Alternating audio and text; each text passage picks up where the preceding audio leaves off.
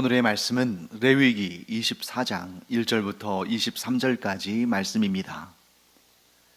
여호와께서 모세에게 말씀하여 이르시되 이스라엘 자손에게 명령하여 불을 켜기 위하여 감람을 찌어낸 순결한 기름을 내게로 가져오게 하여 계속해서 등잔불을 켜둘지며 아론은 회막안 증거궤 휘장 밖에서 저녁부터 아침까지 여호와 앞에 항상 등잔불을 정리할지니 이는 너희 대대로 지킬 영원한 규례라.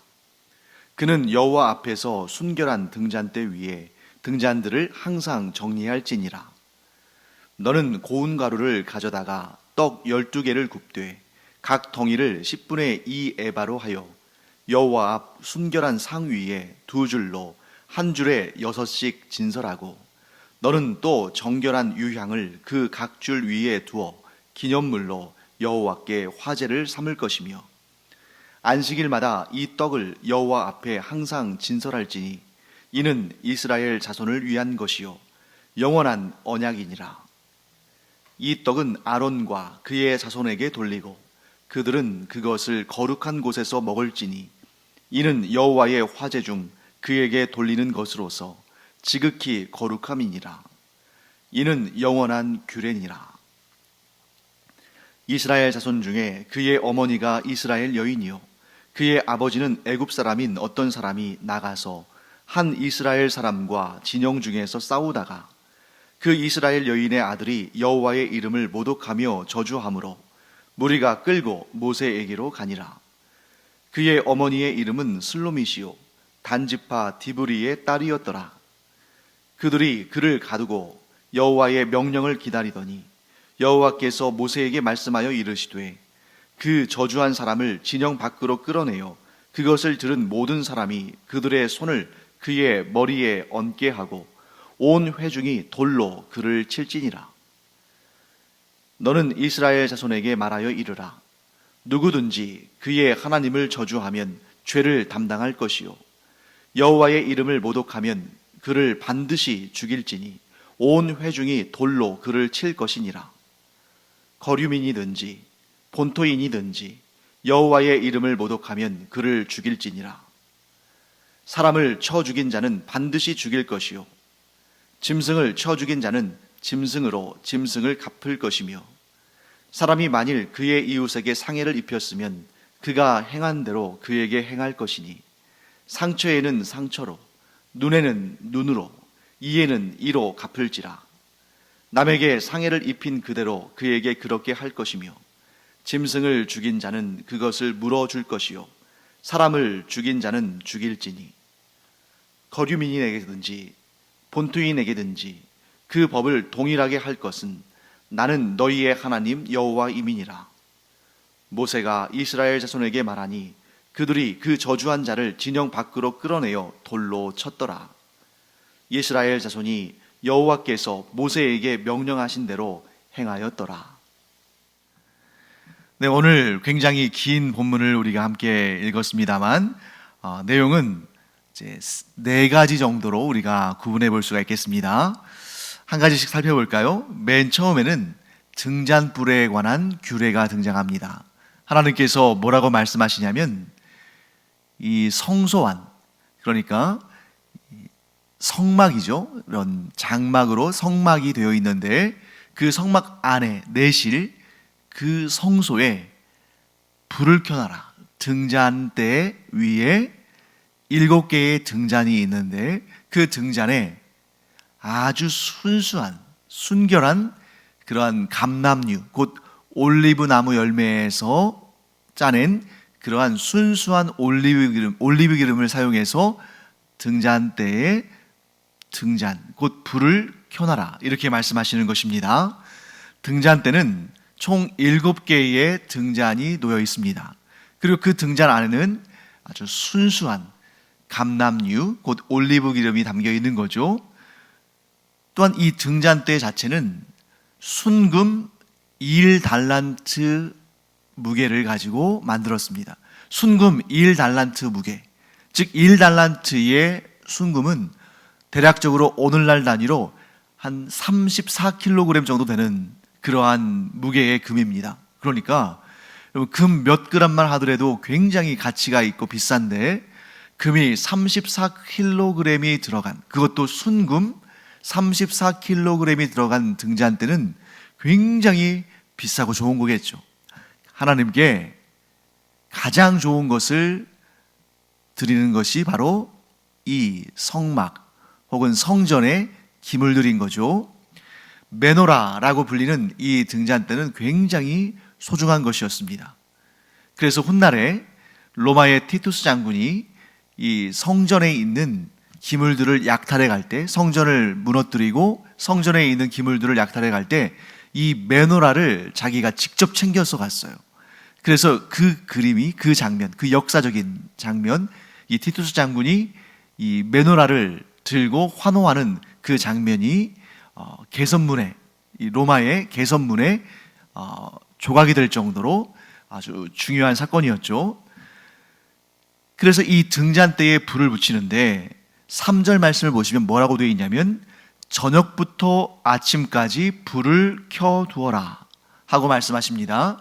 그런데 이 말씀, 저녁부터 아침까지 등잔대에 불을 켜놓아라 하시는 하나님의 말씀은 좀 해석상 논쟁이 있습니다.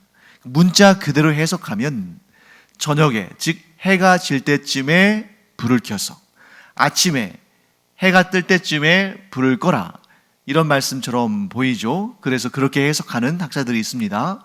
반면에 다른 부류의 학자들은 어떻게 생각하냐면, 여러분 이 성막 안에 있는 내실, 곧 그 성막 안에 내부에는 성소와 지성소가 있는데 이 성소에 등잔대가 있거든요. 성소에 들어갔을 때 그 왼편에, 또 방위상으로는 남쪽에 등잔대가 있는데 이 성소는 무려 3겹 혹은 4겹 아주 방수와 차광이 잘 되는 소재들로서, 그러니까 가죽들, 해달의 가죽이랄지 이런 가죽들로 덮여 있었기 때문에 빛이 들어오질 않습니다. 그렇기 때문에 깜깜한 그 내부를 밝혀야 되는데 그게 저녁이라고 해서 더 어둡고 낮이라고 해서 덜 어둡고, 물론 약간의 차이는 있을 수 있습니다만 4겹이나 되는 그러한 차광과 방수가 되는 소재들로 덮었기 때문에 그 내부는 깜깜했을 거라는 거죠. 그렇기 때문에 등잔대의 불은 하루 종일 켜두었을 것이다, 이렇게 주장하는 학자들이 있습니다. 그러면 여기에서 저녁부터 아침까지 불을 꺼뜨리지 말아라 하는 말씀을 어떻게 우리가 이해할 수 있는가? 그러니까 저녁부터 아침까지라는 표현이 관용적으로 하루 종일이다 라고 이제 해석하는 거죠. 그러니까 이 문자적으로 해석을 하면 저녁부터 아침까지 등잔불을 켜놓는 것이고, 이런 상황, 그 성소의 어두움, 그 성소가 아주 깜깜한 상황이었다는 것을 우리가 알면 하루 종일 켜놓았을 수도 있는 거죠. 지금도 학자들 간에 논쟁이 되고 있습니다. 자, 그렇다면 이 등잔대에 불을 켜도록, 등잔대에 불을 밝히도록 하신 그 이유는 무엇인가? 네, 물론 그 성소 안이 어두우니까 그 안에서 하나님을 섬기는 일을 하려면 조명이 있어야 되죠. 그러니까 오늘날처럼 뭐 전기불이 있는 것이 아니니까 순수한 감람유, 곧 올리브유에 불을 붙여서 그 안을 밝혀둔다, 이런 실용적인, 실질적인 이유가 있습니다만 그 안에는 담겨있는 의미가 있습니다. 등잔대의 불이 상징하는 것은 하나님은 영원한 빛이시다. 그래서 하나님께서 어둠을 밝히신다 하는 그런 의미가 있고요. 또한 하나님은 졸지도 않으시고 주무시지도 않으시며 하나님의 백성들을 돌보신다. 즉 이 성소 안에 등잔대가 항상 켜 있는 것처럼 그 어두운 곳에 등잔대에 등잔불이 항상 켜 있는 것처럼 하나님께서는 밤에도 주무시지도 않으시고 또한 졸지도 않으시고 항상 그 불꽃 같은 눈으로 하나님의 백성들을 돌보시며 보호하시며 지켜주신다, 이런 의미가 담겨 있는 것입니다. 또 어떤 의미가 있냐면 빛이신 하나님께서 이스라엘 백성들의 갈 길을 인도하신다. 즉 하나님의 그 빛이 이스라엘 사람들, 곧 하나님의 백성들의 발에 등불이 되어서 그들의 갈 길을 하나님께서 친히 인도하신다. 이런 의미들을 담아서 성소에 등잔불을 켜두는 것입니다. 자, 그 다음에 규례가 또 등장하죠. 진설병 12개를 진설병상에 올려두라 하는 말씀을 하십니다. 여러분, 진설병에서 이 진설이란 말은 무슨 뜻이냐면 우리말로 이제 한자어죠. 우리말로 진설은 이렇게 펼쳐두다. 12개를 6개씩 두 줄로 나란히 펼쳐두다. 진설, 펼쳐두다, 그런 뜻인데 히브리어 원어로 보면 그런 뜻보다는 조금 더 아주 깊이 있는 뜻을 담고 있습니다. 즉 진설병이라는 것은 펼쳐둔 떡, 펼쳐둔 빵, 이런 의미를 가지고 있습니다만 히브리어 원어로는 이 진설병이 두 개의 단어가 결합된 합성어예요. 그래서 파님 그리고 레헴, 이 두 단어가 결합됐는데 파님은 얼굴이란 뜻입니다. 그리고 레헴은 우리 베들레헴 할 때 이 레헴이죠. 레헴은 떡, 빵을 의미하는 거예요. 그래서 파님, 레헴, 이 두 단어가 합쳐지면 어떤 뜻이냐면 얼굴의 빵, 얼굴빵, 이런 뜻이 되는 거겠죠.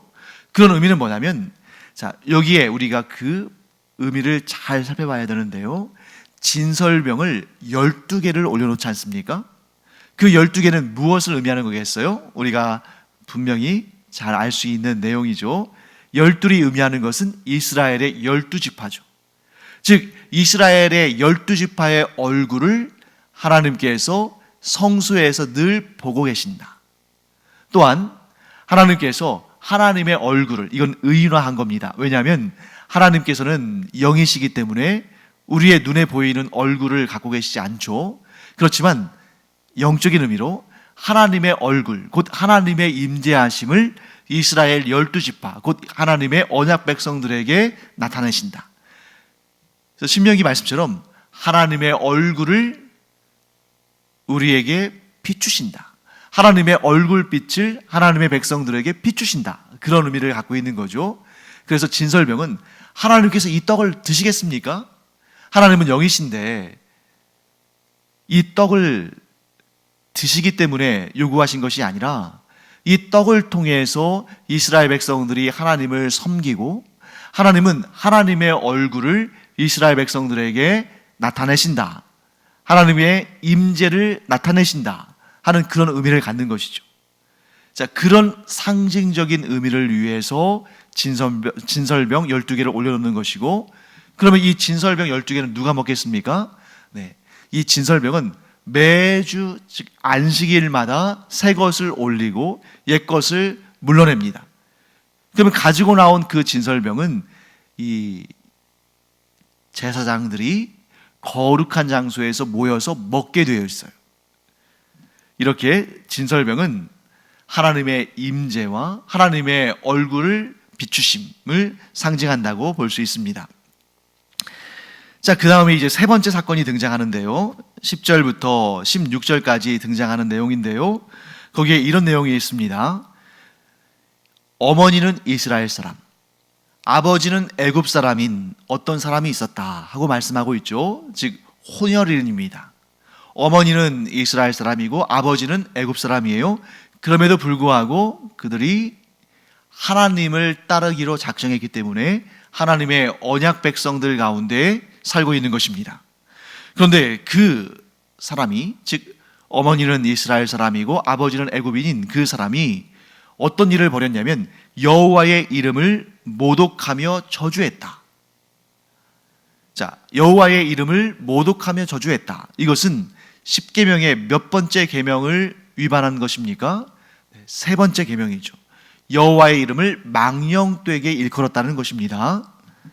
자, 그러니까 이제 이스라엘 백성들이 아주 분노해서 이 사람을 어떻게 처결할 것인지를 모세에게 물었겠죠.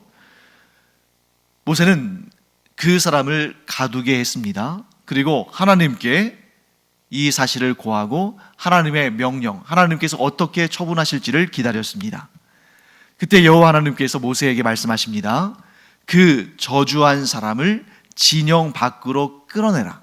자, 왜 진영 밖으로 끌어냈을까요? 이 더럽고 추악한 죄악이 하나님의 언약 백성인 이스라엘 진영 내에 있는 것을 하나님께서 원치 않으신 거예요. 그리고 우리가 잘 알다시피 아주 끔찍한 죄에 대한 형벌은 진영 밖에서 처벌합니다. 그래서 이제 이 이스라엘 백성들이 이 저주한 사람, 하나님을 저주한 사람을 끌어내서 진영 밖으로 끌고 갔습니다. 그때 하나님께서 뭐라고 명령하시냐면 그 사람이 여호와 하나님의 이름을 저주하는 것을 들은 자들이 그의 손을 그 사람의 머리 위에 얹게 하라. 자, 이스라엘 백성들이 속죄 제사를 드릴 때에 제일 먼저 하는 일이 뭐냐면 그 속죄 제물로 쓰임 받을 그 짐승, 예를 들면 소나 양이나 이런 짐승의 머리에 손을 얹게 되어 있어요. 뭘 의미합니까? 모든 죄가 그 속죄 제물로 드려질 짐승에게 전가, 즉 이동되게 하는 겁니다. 그러면 여기에서 이 저주하는 말, 여호와의 이름을 저주하는 말을 들었던 사람들이 여호와의 이름을 저주한 사람의 머리 위에 안수하는 이유는 뭐겠어요? 자, 이 사람들이, 이 이스라엘 백성들이 이 이스라엘 어머니와 애굽 아버지를 둔 이 사람이 여호와 하나님의 이름을 망령되이 일컬으며 모독하며 저주하는 것을 들었잖아요. 그러니까 죄가 들어온 거예요. 지금 그 말을 들었던 이스라엘 사람들은 죄를 지은 것은 아니지만 여호와의 이름을 저주하는 그 사람의 음성을, 그 말을 들음으로 말미암아 죄가 들어온 겁니다. 그 죄를 내가 감당할 죄가 아니라는 것을 어떻게 표현하는 거예요? 이 모든 죄, 내가 원치 않았지만 내 안에 들어온 여호와 하나님을 저주한 이 언어로 인한 죄를 내가 이 사람에게 다 전가시킨다. 왜? 나는 동의하지 않으니까. 나는 그 죄로 말미암아 나를 더럽히고 싶지 않으니까. 나는 그 죄로부터 무죄하니까. 이렇게 전가를 시키고 그 사람을 어떻게 하라고 했냐면 돌로 쳐서 죽이라 하고 말씀하시는 것입니다. 자, 어떤 분들은 아마 이렇게 생각할지 모르겠어요. 물론 오늘날도 모독죄, 또 명예훼손죄, 이런 죄들이 분명히 있지만 그렇다고 해서 그렇게 말로써 혹은 글로써 누군가를 저주하고 누군가의 명예를 훼손했을 때 죽이기까지는 하지 않는다. 그런데 이 사건, 하나님의 명령은 너무 지은 죄에 비해서 형량이 무겁지 않은가, 특히 사형까지 시키는가, 이렇게 생각하는 분이 계실지 모르겠습니다. 그런데 그렇지 않습니다. 왜냐하면 하나님께서 보실 때의 죄는 그 죄 자체가 가지고 있는 무게도 있지만 그 죄가 그 공동체를 오염시키고 그 공동체를 더럽히고 그 공동체에 계속해서 그와 같은 죄가 일어나게 하는 그러한 파급력이 있다는 거죠. 그래서 하나님께서 죄를 범하실 때는 그 죄 자체의 문제뿐만 아니라 그 죄로 말미암아 일어날 파급, 오염, 전염까지도 하나님께서는 다 염두에 두시는 거죠. 그래서 하나님께서 하나님의 거룩하신 이름을 저주한 이 사람을 돌로 쳐서 죽이는 최고로 높은 수준의 사형을 선고하신 이유는 이 사람의 죄 자체도, 여호와 하나님의 그 거룩하신 이름을 망령되이 일컫고 저주한 그 죄 자체도 무엇과도 비교할 수 없는 가장 큰 죄지만 그 죄가 갖는 파급력이 너무나 크다는 거예요. 만일 이 죄에 대해서 사형으로, 즉 돌로 쳐서 죽이는 사형으로서 처벌하지 않으면 어떻게 되겠습니까? 여호와 하나님의 이름을 함부로 해도, 망령되게 일컬어도, 저주해도, 모독해도 그렇게 큰 문제는 생기지 않는구나. 그렇게 하나님께서 진노하지 않으시는구나. 그 처벌을 강하게 하지 않으시구나 하고 이 문제를 가볍게 여기고 너도 나도 할 것 없이 하나님의 거룩하신 이름을 모독하고 저주하고 망령되이 일컫는 그런 사람들이 생기지 않겠습니까? 그래서 법이라는 것은, 형벌이라는 것은 그 죄 자체의 문제도 다루지만 뿐만 아니라 그 죄가 가져오는 공동체의 문제까지도 다뤄야 한다는 거죠. 그래서 그와 같은 죄가 또 일어나지 않도록 하는 것입니다. 자, 이런 차원에서 그 다음에 아주 중요한 하나님의 법이 등장하는데, 그 법은 이렇게 말할 수가 있어요. 동해 동형법. 동해 동형법. 여기서 동해는 우리나라 동쪽에 있는 바다가 아니고요, 동일한 피해를 줬다면 동일한 형벌을 받아야 한다 하는 것입니다. 그래서 우리가 잘 알고 있는 말로는 이거죠. 눈에는 눈, 이에는 이. 눈에는 눈, 이에는 이. 눈을 상하게 했다면 그 사람의 눈을 상하게 하고, 이를 상하게 했다면 그 가해자의 이를 상하게 하라. 이게 동해 동형법이라는 아주 중요한 율법의 규칙입니다. 그래서 18절부터 그 내용이 쭉 나오죠. 짐승을 쳐 죽였다면 그 짐승을, 죽은 짐승을 새 짐승으로 갚아라.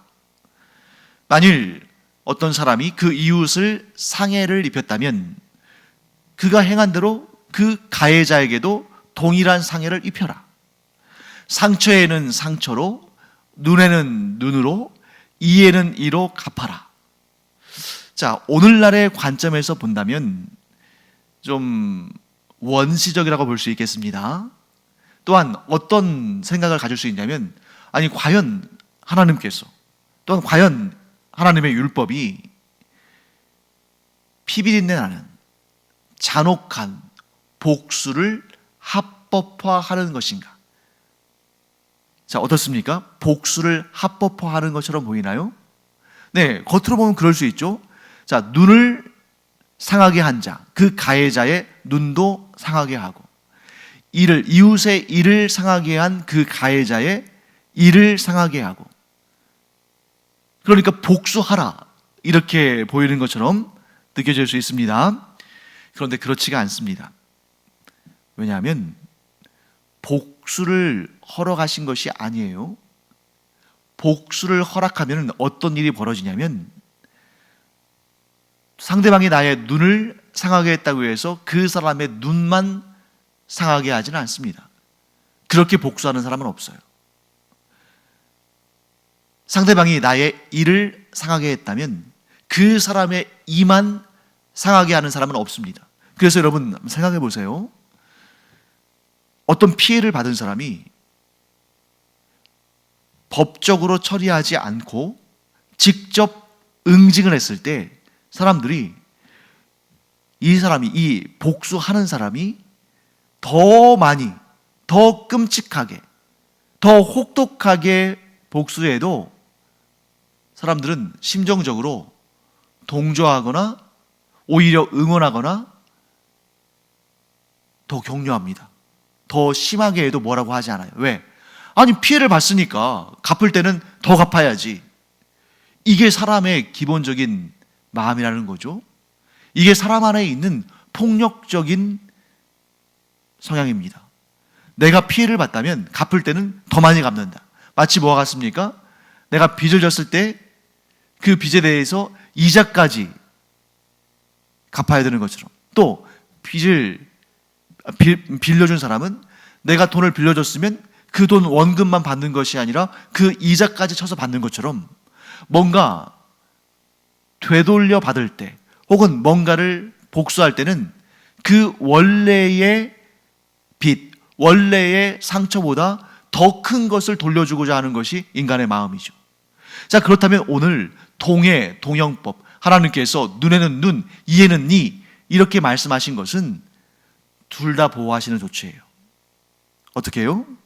자, 가해한 사람이 만일 동해 동형법이 없이 일반적인 사람의 그러한 감정, 사람의 분풀이로 복수를 하게 되면 반드시 몇 곱절 더 큰 해를 받게 됩니다.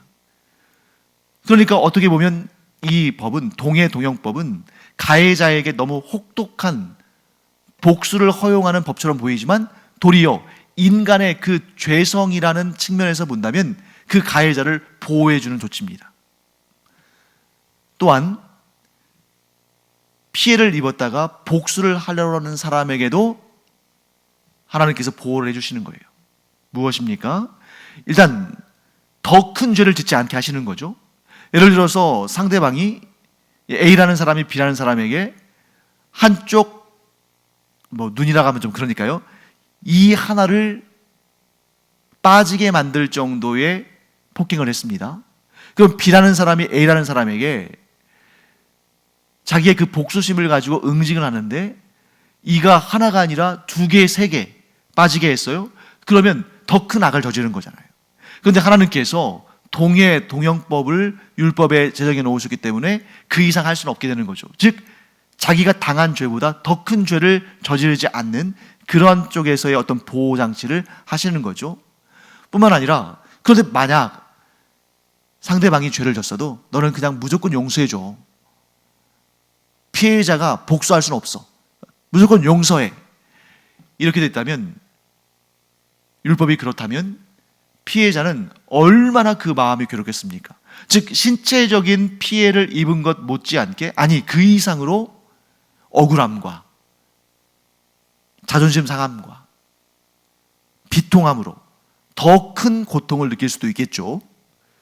그렇기 때문에 하나님께서는 이 죄인인 인간의 그 죄성의 무서움을, 그 죄성의 아주 폭력적인 그러한 습성을, 근성을 아시기 때문에 과도한 보복과 또한 과도한 피해와 과도한 신체적인 고통과 과도한 심리적인 고통으로부터 최대한 사람들을 보호하시고 그 고통이 최소화될 수 있도록 이런 법을 정하신 것입니다.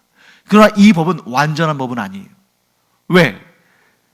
인간의 죄성으로 말미암아 발생한 고통을 어느 정도 이렇게 질서적으로 처벌하게끔 만드신 것이지 죄 자체를 없애지는 못하잖아요.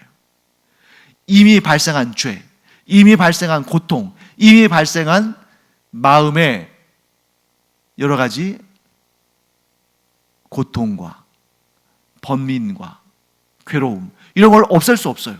이미 엎질러진 물은 주워 담을 수 없는 것입니다. 그래서 우리에게 오신 분이 계시죠. 바로 예수님께서 이 문제를 해결하려고 오신 것입니다. 그리고 예수님께서 뭐라고 말씀하셔요? 너희 복수하지 말고 용서해줘. 70번씩 7번이라도, 아니 무한대로 용서해줘. 심지어 원수도 사랑해야 돼. 이렇게 말씀하시는 거예요. 그러면 우리는 도무지 그 말씀 앞에서 이해가 안 되는 거죠. 아니 어떻게 사람이 그럴 수가 있습니까? 어떻게 사람이 내가 피해를 받는데, 내가 고통을 당했는데, 내가 저 사람 때문에 너무너무 진짜 이렇게 진절머리 날 정도로 지금도 육체의 고통뿐만 아니라 그것은 사라졌다 할지라도 내가 지금까지 이렇게 마음의 고통을 당하고 있는데 어떻게 저 원수를 사랑하고 용서할 수가 있습니까? 예수님께서 이렇게 말씀하시는 거죠. 무엇으로요? 십자가의 죽음으로. 죄를 짓고 하나님의 원수된 너희를 내가 용서하고, 용서할 뿐만 아니라 너희를 사랑하여 너희에게 나의 영원한 생명을 주기 위해서 이 땅에 왔노라. 여러분, 원수도 사랑하라 하시는 말씀은 우리에게 주신 명령이기도 하지만 예수님께서 행하실 일을 알리시는 말씀이기도 합니다.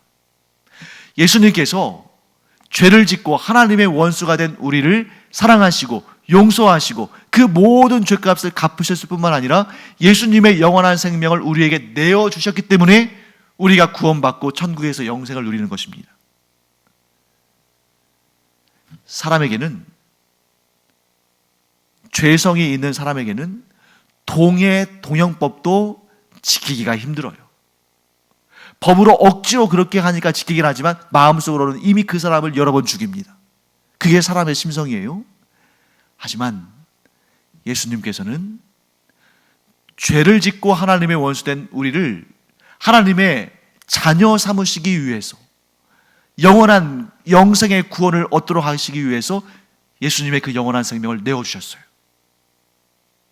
바로 그것이 원수를 사랑하는 마음을 우리에게 보여주신 것이고, 우리는 그렇기 때문에 율법을 통해서가 아니라, 율법이 그렇게 요구해서가 아니라, 내가 원수도 사랑하여 그 생명을 내어주신 예수님의 사랑을 경험하고 그 사랑으로 구원받았기 때문에, 그래서 눈에는 눈, 이에는 이라는, 어떻게 보면 율법의 그 규례죠. 그 규례를 넘어서는, 원수도 사랑하는 그러한 사랑과 은혜를 베풀며 살 수 있게 되는 것입니다. 처음에는 쉽지 않지만 예수님의 사랑의 깊이를 깊이 알면 알수록 나에게 해를 미친 사람을 나도 예수님처럼 감싸주고 용서하고 사랑하고 그러면서 살 수 있는 것이죠. 그래서 여러분, 우리는 예수 믿는 사람들, 예수 그리스도를 통해서 구원받은 사람들, 예수님의 그 무한하신 사랑을 경험한 자들로서 동형법에 머무르는 정도가 아니라, 그것도 대단한 거죠. 그러나 그 정도에 머무르는 것이 아니라 예수님처럼 원수를 용서하고 사랑하는 그런 삶을 살아갈 사람들이다 하는 것을 꼭 기억하기 바랍니다. 기도하겠습니다. 하나님, 감사합니다. 우리가 누군가를 정죄할 때는 그 사람이 나에게 행한 잘못, 죄악, 고통만 생각하는데, 우리는 얼마나 나를 위해, 하나님의 원수가 된 이 죄인을 위해 그 영원한 생명을 내어놓으신 예수님의 사랑을 기억하고 살고 있는지 스스로 묻기를 원합니다. 우리가 예수님의 그 크신 사랑을 받은 자들로서 우리도 예수님을 닮아가는, 그래서 원수를 사랑함으로 용서하고 오히려 그를 품어주는 그러한 예수님의 인품을 닮아가는 저희들 되게 하여 주시옵시고, 저희들의 성품이 예수 그리스도의 제자들로서 합당한 성품이 되게 하여 주시옵소서. 감사드리며 예수님의 이름으로 축복하며 기도합니다. 아멘. 기도하는 시간입니다. 이 시간 우리가 예수님의 성품을 닮아가기를 기도하기 바랍니다.